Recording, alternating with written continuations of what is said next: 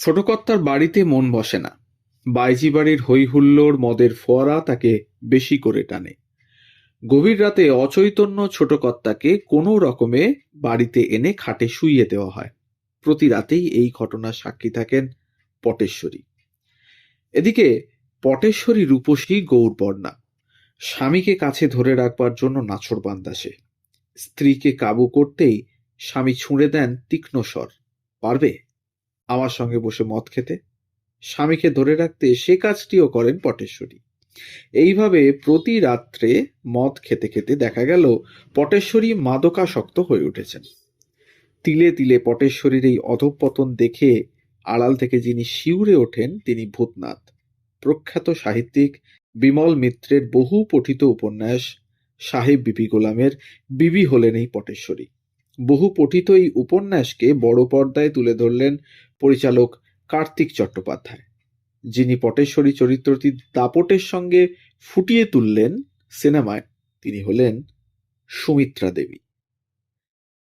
একসময় ডার্ক সাইটে সুন্দরী প্রতিভাময়ী অভিনেত্রী সুমিত্রা দেবীর অভিনয়ের জন্য দর্শকেরা বারবার ছুটে গেছেন সাহেব বিবি গোলাম দেখতে, যেখানে তার পাশে রয়েছেন উত্তম কুমার ভূতনাথ, ছবি বিশ্বাস মেজকর্তা, ছায়া দেবী বড় গিন্নি, নীতিশ মুখোপাধ্যায় ছোট কর্তা, অনুভা গুপ্ত জবা, পদ্মা দেবী মেজগিন্নি এবং প্রমুখ আরও নানা জাঁতরেল সব শিল্পীরা।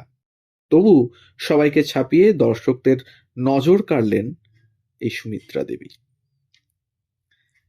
নমস্কার বন্ধুরা, কেমন আছেন সবাই?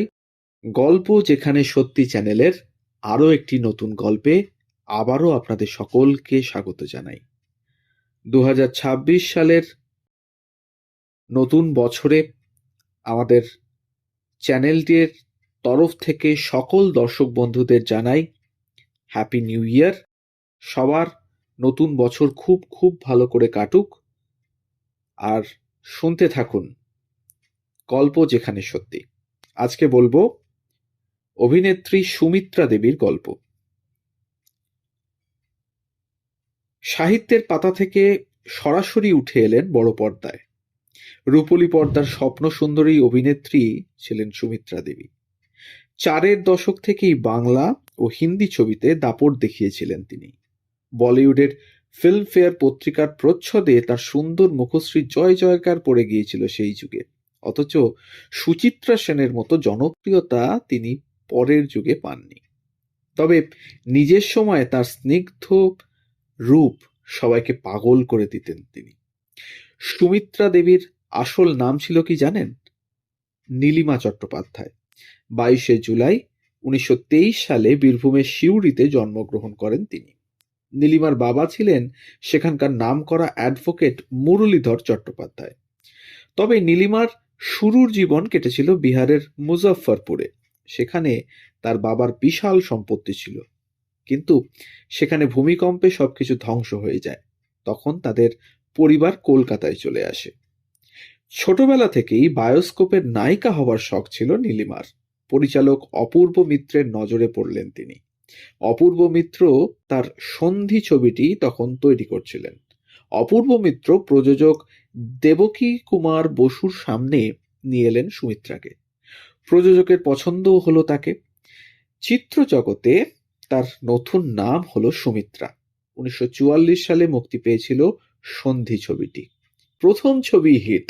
প্রথম ছবিতেই শ্রেষ্ঠ অভিনেত্রীর জন্য বিএফজে পুরস্কারও পান সুমিত্রা দেবী। 4-এর দশকের শেষ দিকে বম্বেতে সুমিত্রা দেবীর জনপ্রিয়তা একেবারে ছড়িয়ে পড়ে। অশোক কুমার মুম্বাইয়ে নিয়ে গেলেন সুমিত্রা দেবীকে। বঙ্কিমচন্দ্রের রজনী উপন্যাসের হিন্দি চিত্ররূপ সমর ছবিতে অশোক কুমার অমরনাথের চরিত্রে অভিনয় করলেন। লবঙ্গলতার চরিত্রে সুমিত্রা দেবী। বম্বে টকিজের ব্যানারে নির্মিত হয়েছিল সমর ছবিটি। বাংলা হিন্দি দু জায়গাতেই অভিনয় করলেন সুমিত্রা দেবী। সুমিত্রা দেবীর হিন্দি ছবির তালিকায় রয়েছে প্রচুর ছবি, যার মধ্যে ময়ূরপঙ্খী, ওয়াসিয়াতনামা, মাশাল, ভাই দুজ, প্রতিবাদ, রাজযোগী, জাগতে রহো, মাই সিস্টার, উঁচ নিচ, আনটাচেবল প্রভৃতি ছবি উল্লেখযোগ্য। মমতা হিন্দি ছবিতে এক সিঙ্গল মাদারের চরিত্রে সুমিত্রার অভিনয় বহুল প্রশংসিত হয়। সুচিত্রা সেনের মমতা হিন্দি ছবির অনেক আগের এই ছবি।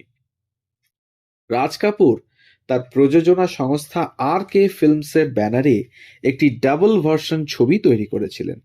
বাংলাটির নাম একদিন রাত্রে, হিন্দিতে নাম জাগতে রাহো।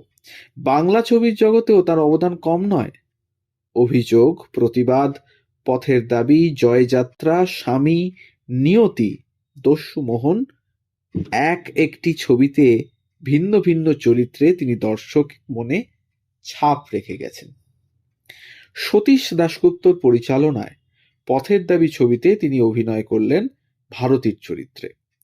সব্যসাচীর চরিত্রে দেবী মুখোপাধ্যায়। সুদর্শন সুঅভিনেতা দেবী মুখোপাধ্যায়ের সঙ্গে সুমিত্রার পরবর্তীকালে বিয়েও হয়, কিন্তু এটা ছিল সুমিত্রা দেবীর দ্বিতীয় বিবাহ। সাল তখন 1946। দেবী মুখোপাধ্যায় ও সুমিত্রা দেবীর পরবর্তী ছবি অভিযোগ। পরিচালক সুশীল মজুমদার। স্বামী স্ত্রীর পরবর্তী ছবি জয়যাত্রা। এই ছবির সময় থেকে স্বামী স্ত্রীর সম্পর্কের চূড়ান্ত অবনতি ঘটে।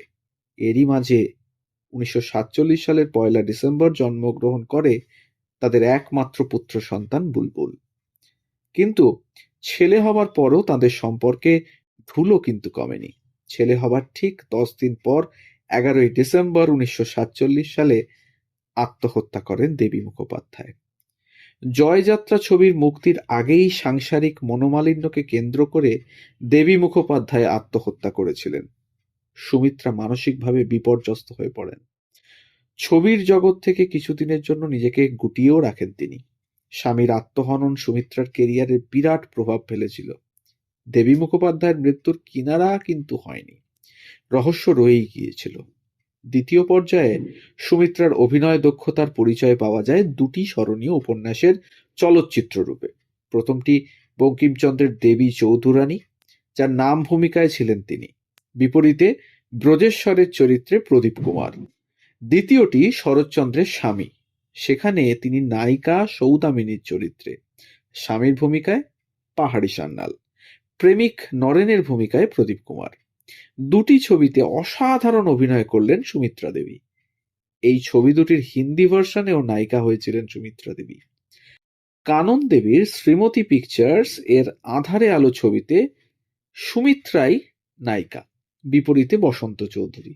সুমিত্রা বসন্ত জুটিকে ফের পাওয়া গেল খেলা ভাঙার খেলা ছবিতে। এই ছবি এখন আর পাওয়া যায় না। কার্তিক চট্টোপাধ্যায় পরিচালিত নীলাচলে মহাপ্রভু ছবিতে তিনি দেবদাসীর চরিত্রে অভিনয় করেছেন। শ্রী চৈতন্যের নাম ভূমিকায় ছিলেন অসীম কুমার। এই ছবিটি বিশাল হিট করে। উত্তম কুমারের বিপরীতে যৌতুক ছবিতে অভিনয় করার পর সুমিত্রা দেবী কলকাতা ছেড়ে বম্বেতে থাকতে শুরু করে দেন। বহুদিন নায়িকার কোনো খবর ছিল না। বহু যুগ পর 1964 সালে কিনু গোয়ালার গলি ছবিতে সুমিত্রা দেবী অসাধারণ অভিনয় করেন। এক বন্ধা নারীর চরিত্রে তার অভিনয় সবার মনে দাগ কেটে গিয়েছিল। সেই তার শেষ অভিনয়। ততদিনে সুচিত্রা সেন, সুপ্রিয়া দেবী, সাবিত্রী চট্টোপাধ্যায়ের পর অপর্ণা সেন, শর্মিলা ঠাকুরের জমানা শুরু হয়ে গিয়েছে। আর কখনো বাংলা বা হিন্দি ছবিতে অভিনয় করতে দেখা যায়নি সুমিত্রা দেবীকে। স্বামী দেবী মুখোপাধ্যায় আত্মহত্যা করার পর অনেকদিন একাই ছিলেন সুমিত্রা দেবী। এরপর মুম্বাই প্রবাসী এক ব্যবসায়ীর সঙ্গে পরিণয় সূত্রে আবদ্ধ হন। বিয়ের সূত্রে সুমিত্রা দেবী মুম্বাইয়েই ছিলেন জীবনের শেষ দিন পর্যন্ত। প্রযোজক হিসেবে তিনি আত্মপ্রকাশ করেছিলেন বটে, তবে সাফল্য তেমন পাননি। সুমিত্রা দেবী প্রযোজিত শেষ হিন্দি ছবি এক চাদর মাইলিসি। অভিনয় করেছিলেন হেমা মালিনী, ঋষি কাপুর, কুলভূষণ খরবন্দা, পুনাম ঢিলো প্রমুখ। সে অর্থে সুমিত্রা দেবীর বয়স্ক রূপ কখনো কেউ দেখতে পায়নি, মিডিয়া না দর্শক। তিনি কখনো সামনে আসেননি লাইমলাইটের। তবে সুমিত্রা দেবীকে নিয়ে অনুমাননা সুচিত্রা সেনের মতো ছিল না। অথচ সুচিত্রা সেনের আগেই সুমিত্রা দেবী দেবী চৌধুরানী ছবিতে নাম ভূমিকায় অভিনয় করে গিয়েছিলেন। একদম সঠিক বয়সে অসাধারণ অভিনয় করেন সুমিত্রা দেবী, কিন্তু সেই ছবি আর পাওয়া যায় না। 1990 সালের 28শে আগস্ট মুম্বাইয়ে প্রয়াত হন সুমিত্রা দেবী। তার মরদেহ কলকাতার মানুষ সেভাবে দেখতে পায়নি। একেবারেই আড়ালে প্রস্থান হয় অভিনেত্রীর। তবে রূপলী পর্দার ইতিহাসে সুন্দরী নায়িকাদের তালিকায় সুমিত্রা দেবীর মুখ রয়ে যাবে আজীবন, এই আশা আমরা রাখি। তো এই ছিল আজকের গল্প, সুমিত্রা দেবীর গল্প, নীলিমা চট্টোপাধ্যায়ের গল্প। তার মতো অভিনেত্রী, তার মতো সুন্দর মুখের অভিনেত্রী বলা ভালো, হয়তো বাংলা চলচ্চিত্র জগতে বহু অভিনেত্রীরা এসেছেন, কিন্তু তার জায়গা একটা অন্য স্থানে তিনি থাকবেন দর্শক আসনে। আমাদের গল্প যদি ভালো লাগে তাহলে আমাদের চ্যানেলে নতুন হলে চ্যানেলটিকে সাবস্ক্রাইব করে একটু পাশে থাকবেন। বেল আইকনটিকে অবশ্যই প্রেস করে নেবেন যাতে পরবর্তী গল্প খুব তাড়াতাড়ি আপনাদের কাছে পৌঁছে যায় তার জন্য।